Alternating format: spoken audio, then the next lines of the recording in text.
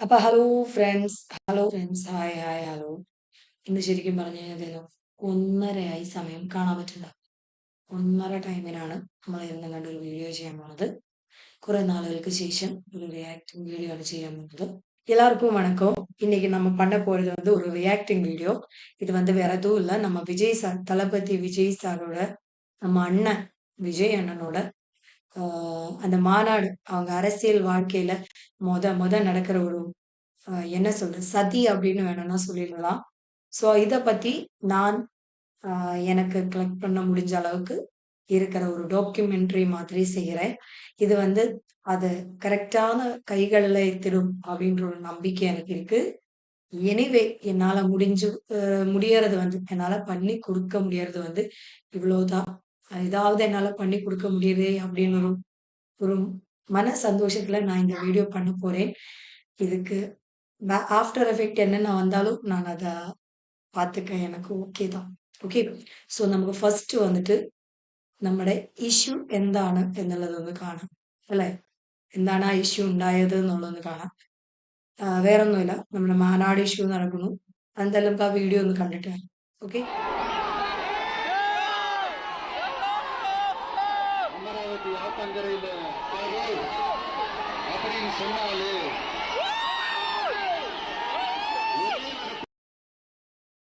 So இவ்வளவுதான் நமக்கு தெரிஞ்சது.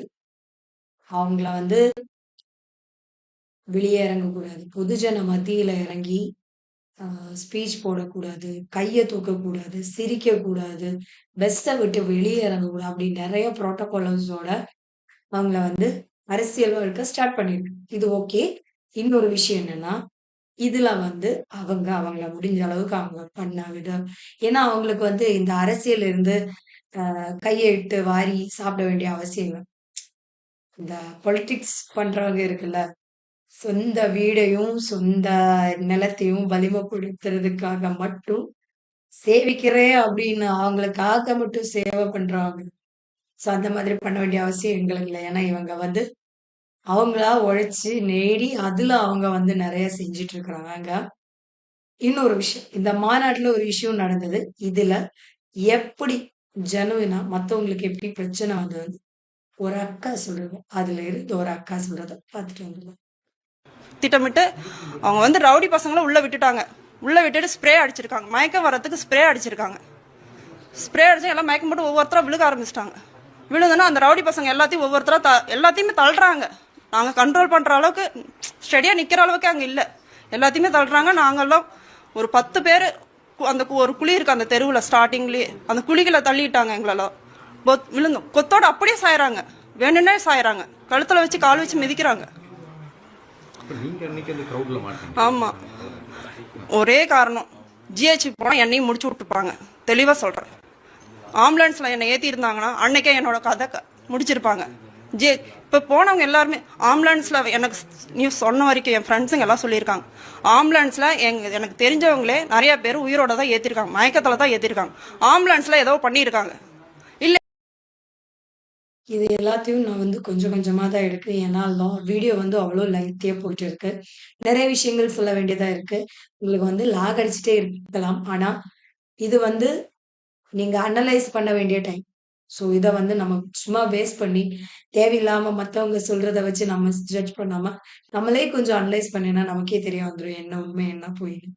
ஏன்னா நம்ம மூளை இருக்கிறவங்க தான், சோற சாப்பிடுறவங்க தான், இப்போ கூட்டி சாதம் சாப்பிடுறவங்க தான் பார்த்துருவேன். இன்னொரு விஷயம், இவங்க இவங்க அரசியலுக்கு வந்துட்ட எந்த ஒருத்தங்களும், அது நியூ ஜெனா இருக்கட்டும், ஓல்டு ஜெனரேஷனா இருக்கட்டும், மிட் ஜெனரேஷனா இருக்கட்டும், எந்த ஜெனரேஷன்ல பட்டவங்களும் சொல்றது என்ன தெரியுமா? அவங்க வரட்டும் அப்படின்னு தான் சொல்றேன். யாருக்குமா ஆதரவு கொடுக்கலாம்? நாங்களா பிள்ளை வரும்போது அப்புறம் யாருக்கு கொடுக்க முடியும்?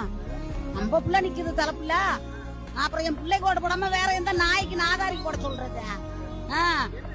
ஏன் இவ்வளவு நம்பிக்கை இருக்குமா? அவன் எத்தனையோ கோடி நான் படிச்சு இல்ல, அவன் எத்தனையோ கோடி ஒரு பணம் நடிச்சு சம்பாதிக்கிறான். அந்த பணம் வானா எனக்கு மக்கள் தான் வேணா எதுக்கு வரான்? எங்களை இருட்டுல கிடக்குற எங்களை வெளிச்சத்துக்கு கொண்டுகிட்டு வரான். அதனால அவனுக்கு தான் நாங்க வெளிச்சம் கொடுக்க முடியும். சோ இதுதான் நண்பர்களே எதிரிகளை உருவாக்குன மெயின் இஷ்யூ. என்னன்னா அவங்களுக்கு இல்லாத ஒண்ணு இந்த தளபதிக்கு இருக்கு. நம்ம தளபதிக்கு இருக்கு. என்னன்னு தெரியுமா? Ground support. கேலரி ஃபுல்லா எதிராயிட்டு இருக்கியே அப்படின்னு நினைக்காத. கொஞ்சம் விட்டு வை. டைம் இருக்கு.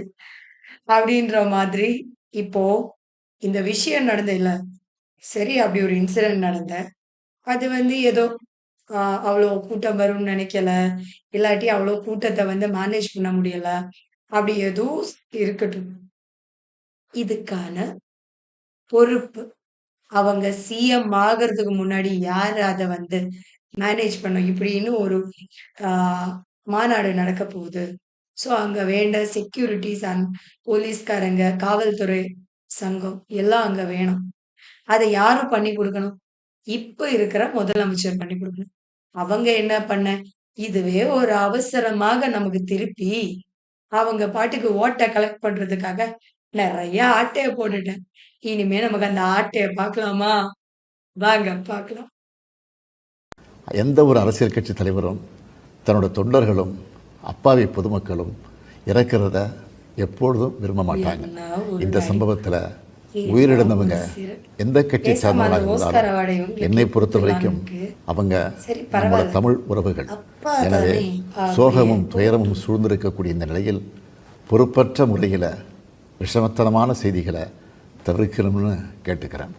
அரசியல் கட்சிகள், பொது அமைப்புகள் இது போன்ற நிகழ்ச்சிகள் நடத்தும்போது இனி வரும் காலங்களில் எத்தகைய பொறுப்போடு நடந்துக்கணும்னு என்ற விதிமுறைகளை வகுக்க வேண்டியது நம்ம எல்லோருடைய கடமை. இன்னொரு விஷயம். இதுல இப்போ நம்ம கரெக்ட்டா சொல்லணும்னா, போலீஸ்காரங்கள்லேருந்து, அவங்களோட ஹெல்த்த பார்த்த டாக்டர்ல இருந்து, வண்டி ஓட்டுனவங்கல இருந்து, கூட இருந்த கட்சிக்காரங்க மாதிரி ஷால போட்டுட்டு இருந்தவங்க வரைக்கும் குற்றவாளிங்க இருக்கு. அவங்க டைரக்ட்டா எதுவும் செய்ய மாட்டாங்க. இன்டைரக்ட்டா பண்ணிட்டு, பின்னாடி இருந்து முதுகுல குத்துற வேலைய காட்டிட்டு இருக்கு. இது தெரியாம இவங்க என்ன நெனச்சு, நம்ம ஆளுங்க தான் வந்திருக்கு, உள்ள ஆள விட்டுருக்கிறது அவங்களுக்கு தெரியாது. அவங்களுக்கு எப்படி தெரிய வரும்? இத விஜய் சாருக்கு குறை சொல்றேன். நெறைய பேர்கிட்ட கேட்க வேண்டிய கேள்விதான்.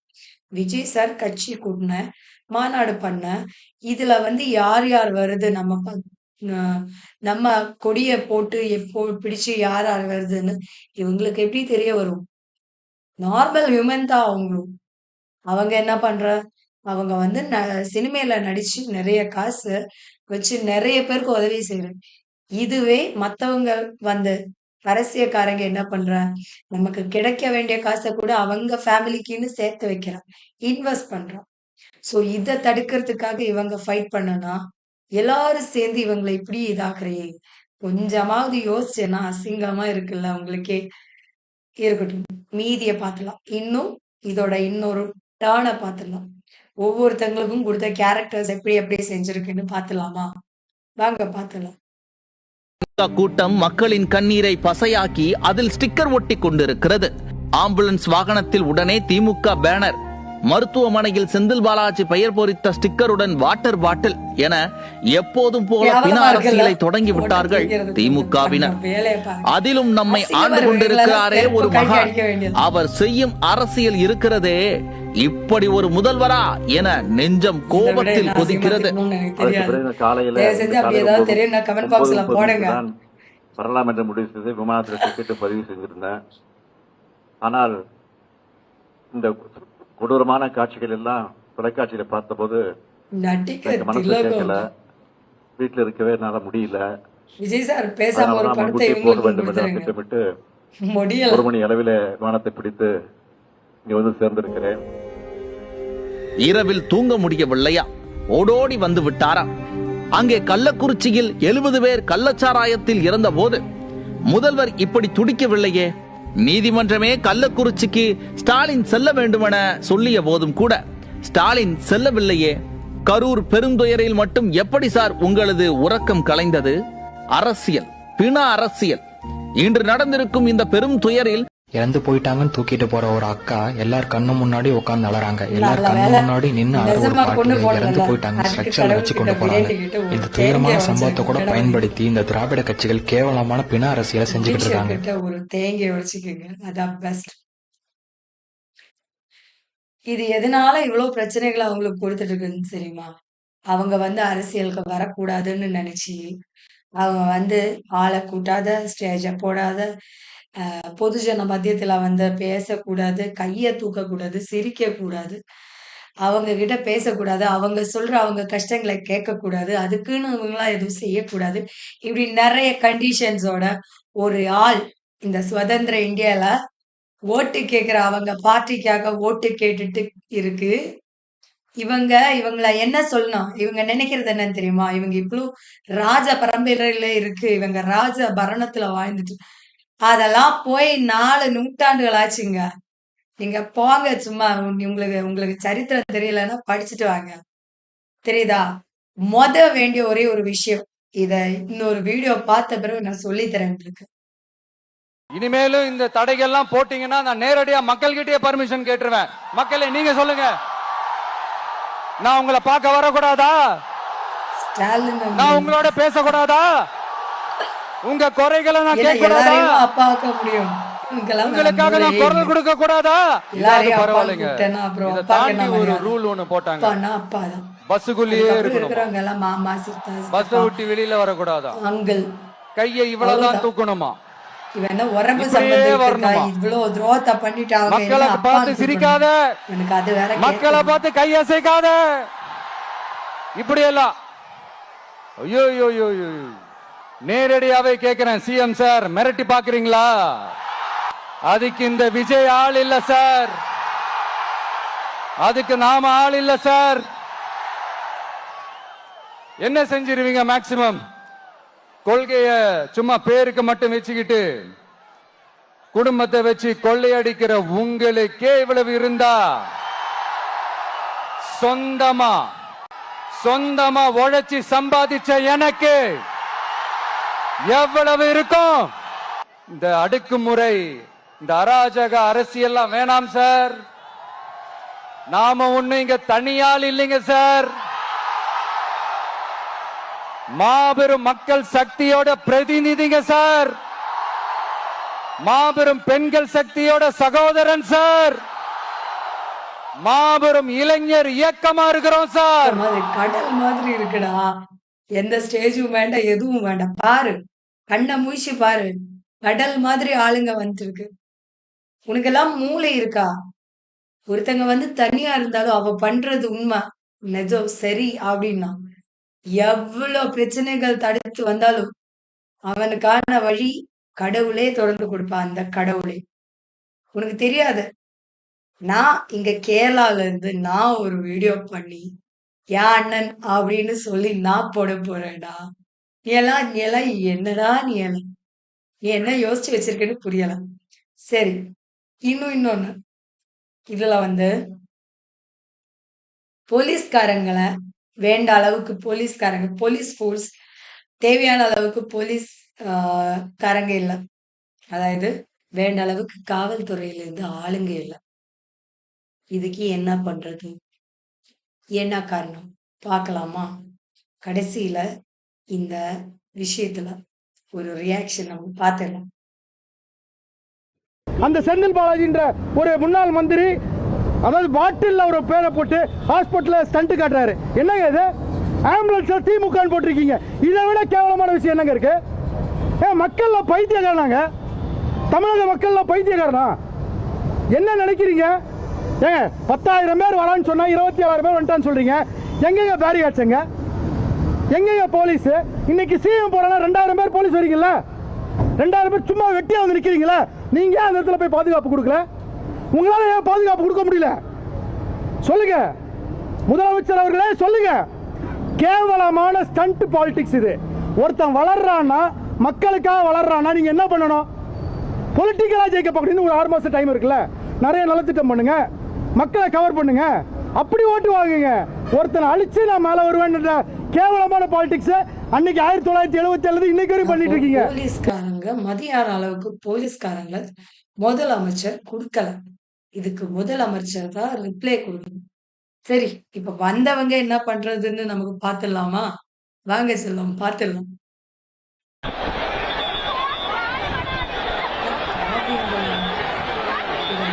இதுவே வேலை ஆச்சு.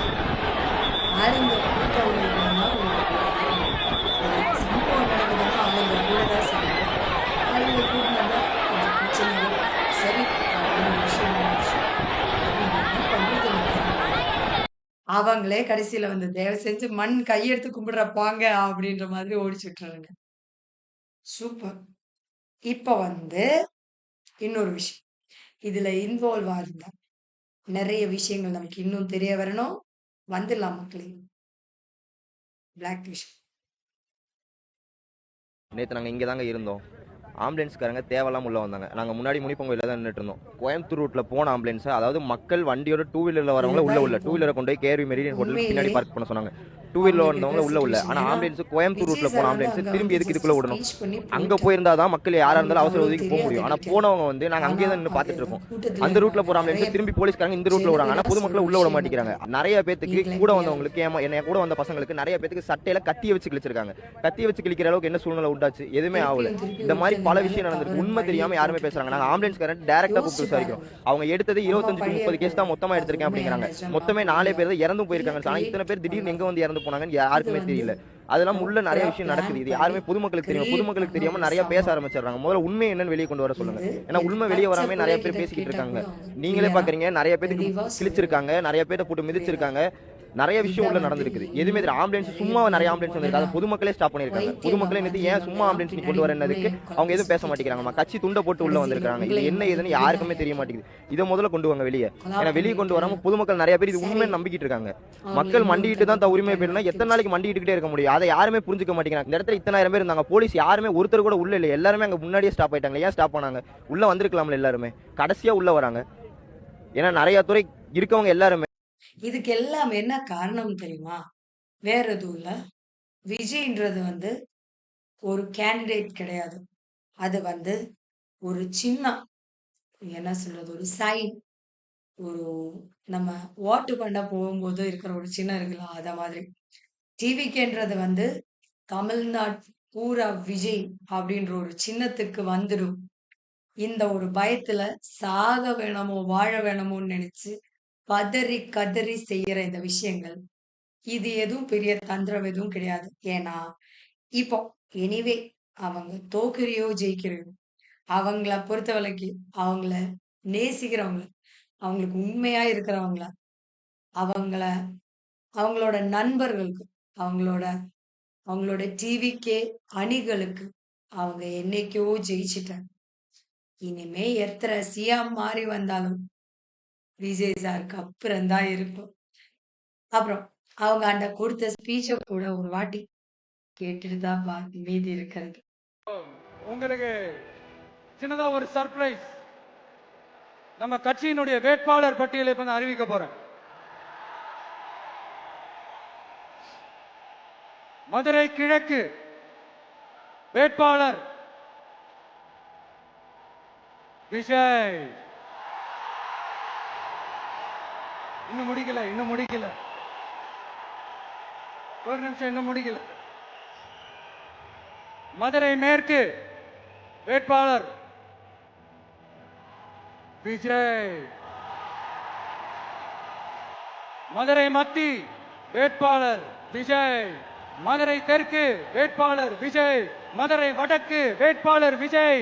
மேலூர் விஜய். சோழவந்தான் விஜய். திருப்பரங்குன்றம் விஜய். திருமங்கலம் விஜய். உசிலம்பட்டி விஜய்.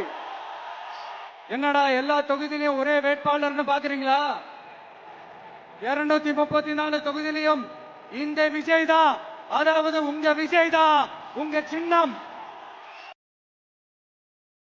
அப்புறம் இதுல நிறைய பேர் வந்து நிறைய விஷயங்கள் திருப்பாமலும் எல்லாம் சொல்றாங்க. விஜய் வந்து அவங்கள அண்ணனா, இல்ல மச்சானா, இல்ல மாமனா நினைக்கிறவங்கள வந்து தூக்கி போடுறவங்க கிட்ட எதுவும் பேசலாம் அப்படி இப்படி.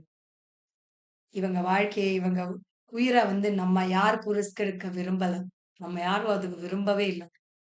அதனால நம்ம டைட் செக்யூரிட்டியோட அவங்கள பார்க்க வேண்டிய நம்மளோட தேவைதான். ஏன்னா நம்மளுக்காக தான் அவங்க ஒரு ஒற்றையால போராடிட்டு இருக்கிறது. அதையும் சொல்லிடுறேன். அந்த விஷயம் நான் வைக்கல. தேவையானவங்க கேளுங்க. அந்த விஷயங்களையும் போட்டு பெரட்டி எடுத்துடலாம். அப்புறம் இன்னொரு விஷயம் என்னன்னா, இவ்வளோ எல்லாம் பண்ணவங்களுக்கும் கதறாம, ஒரு அடி புண்ணுக்கு வைக்காம முன்னேறி நின்னுட்டு ஒரு வார்த்தை அவங்க கொடுத்திருக்கு. அந்த கடைசி மொமெண்ட் என்னன்னு பார்த்தலாமா? லாஸ்ட் செக் மீட் வச்சது அப்படின்னு பார்த்துட்டு வந்துடலாம். கரூரை சேர்ந்த அந்த மக்கள் அந்த உண்மையெல்லாம் வெளியில் சொல்லும்போது எனக்கு கடவுளே நேரில் வந்து இறங்கி அந்த உண்மைகள்லாம் சொல்கிற மாதிரி எனக்கு தோணுச்சு. சீக்கிரமே எல்லா உண்மைகளும் வெளியில் வரும். எங்களுக்கு தரப்பட்ட இடத்துல நாங்கள் போய் அந்த ஸ்பாட்டில் நின்று நாங்கள் பேசிட்டு வந்தோம். அதை தாண்டி எந்த தவறும் எங்கள் சைடில் நாங்கள் எதுவும் செய்யலை. பட் இருந்தாலும் எங்கள் கட்சியை சேர்ந்த நிர்வாகிகள் தோழர்கள் மேலே எஃப்ஐஆர், அது மட்டும் இல்லை சோஷியல் மீடியாவை சேர்ந்த நண்பர்கள் தோழர்கள் அவங்க மேலே எஃப்ஐஆர்லாம் போட்டு இப்போ பிடிச்சிக்கிட்டு இருக்கிறாங்க.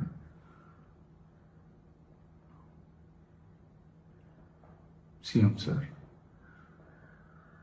உங்களுக்கு ஏதாவது இந்த பழி வாங்கணும் அப்படின்ற எண்ணம் ஏதாவது இருந்துச்சுன்னா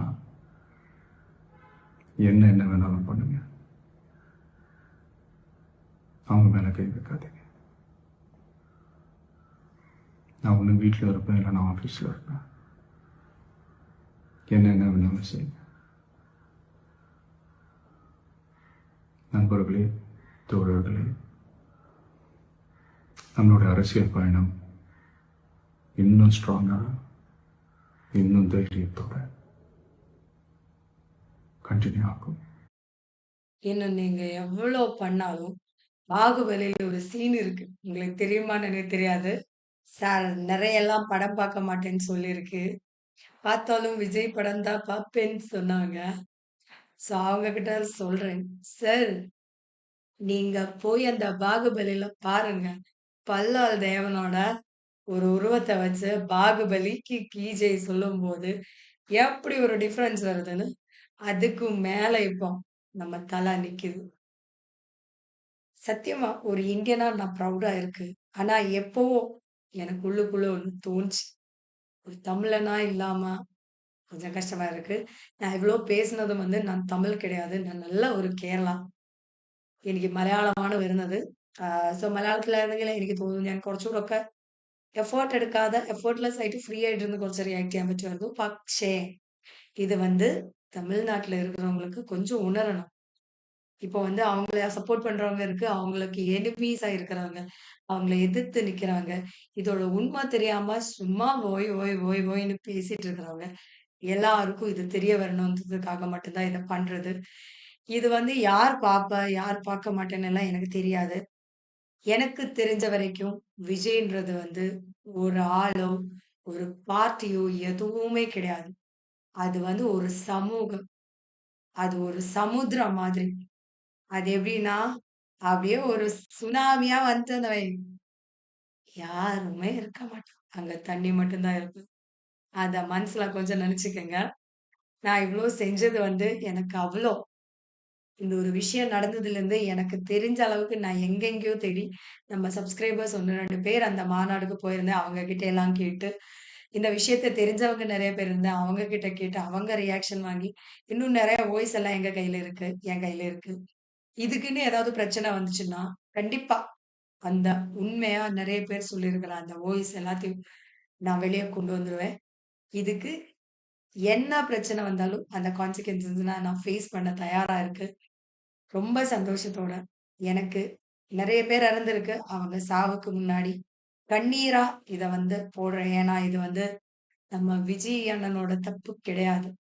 இந்த டிவிகே பிரதர்ஸோட தப்பு கிடையாது. அவங்க எல்லாம் ஒரு பொண்ணு கூட கைப்பட்டு கூட வழங்கப்படாத அளவுக்கு தான் அங்க அந்த மாநாடுல நின்னுருக்கு. அதோடையும் நெறைய ஃபுட்டேஜஸ் இருக்கு. இன்னும் நெறைய வரதுக்கும் இருக்கு. கண்டிப்பா இது வந்து நெறைய பெரிய ஒரு லாங் வீடியோவா போகாம இருக்கிறதுக்காக தான் நான் நெறைய வீடியோஸ வந்து கட் பண்ணி குடுத்துருக்கு. நெறைய சேனல்ஸ்ல இருந்து, நெறைய சோர்ஸ்ல இருந்து கலெக்ட் பண்ண வீடியோஸ் தான். இந்த ஒரு மிட் நைட் நான் இது செய்யறது வந்து இவ்ளோ எஃபோர்ட் எடுத்து செய்யறது வந்து அதனால தான். ரொம்ப நன்றி. பார்த்தவங்களுக்கு எல்லாம் ரொம்ப நன்றி. இது வந்து லைக்குக்கோ, சப்ஸ்கிரிப்ஷனுக்கோ விட அத விட லைக்கையும், சப்ஸ்கிரிப்ஷனையும் விட ஒரு ஒரு ட்ரீம் அப்படின்ற மாதிரி. என்ன பொறுத்த அளவுக்கு ஒரு ட்ரீம் தான். ஸோ கண்டிப்பா விஜய் சார் வெற்றி அடையணும். ரொம்ப பிரேயர் பண்ணி இந்த இந்த வீடியோவை நான் வைண்ட் அப் பண்ணிக்கிறேன். பாய் பாய்.